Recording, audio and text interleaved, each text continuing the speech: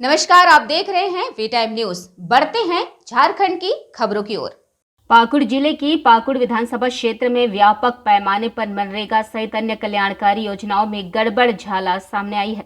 पाकुड़ जिले के सदर प्रखंड अंतर्गत गांव कशीला से जाहिर थान होकर बीर गोपालपुर गांव तक पहुंचने वाली पीसीसी सड़क महज कुछ महीने पूर्व ही बने हो इस सड़क का हाल बेहाल है।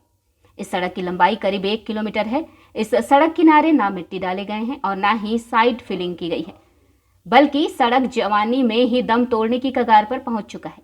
वर्तमान में यह स्थिति है कि सड़क किस विभाग से बनी है, इसकी सूचना पट तक मौजूद नहीं है। आखिर इस पाकुड़ विधानसभा क्षेत्र के विधायक एक मंत्री पद पर आसीन हैं और उनके क्षेत्र में सड़कें गुणवत्ता विहीन होना बड़े सवालों को जन्म देती है।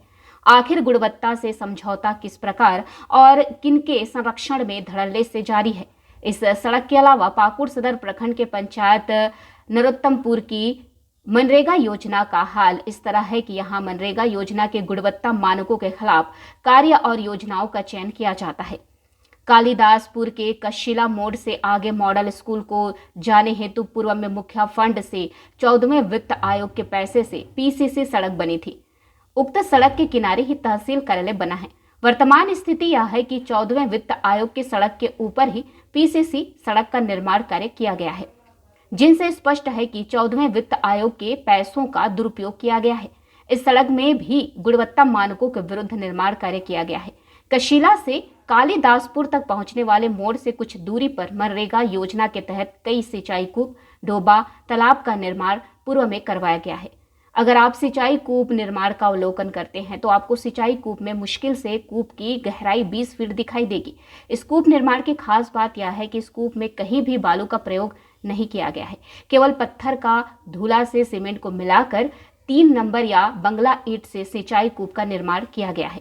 आखिर इस सदर प्रखंड के प्रखंड विकास पदाधिकारी सफीक आलम के विरुद्ध कई योजनाओं की जांच पड़ताल जारी है और जिला प्रशासन की टीम के द्वारा कुम्हारपुर के मामले भी सुरेश अग्रवाल ने भारत सरकार के अधिकारियों तक को लिखित आवेदन देकर निष्पक्ष जांच और कार्रवाई सुनिश्चित करने को लेकर शिकायत आवेदन समर्पित किए हैं। आखिर इन योजनाओं की सरजमीन की जांच कौन करेगा? आखिर विधायक सह मंत्री के विधानसभा क्षेत्र में ही भ्रष्टाचार चरम सीमा पर हो तो दूसरे क्षेत्रों में क्या हो सकता है? इसका आप खुद ब खुद आंकलन कर सकते हैं।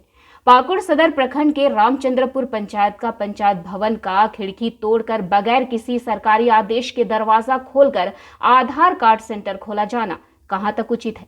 आखिर सरकार के कुछ नियम शर्तों इस पाकुड़ विधानसभा क्षेत्र में लागू होते हैं या नहीं? इस मामले पर कुछ ग्रामीणों ने दबे जुबान में बताया कि इस पंचायत का हाल इस कदर है, कहां से शुरू करें और कहां अंत करें, सोच में पड़ जाते हैं।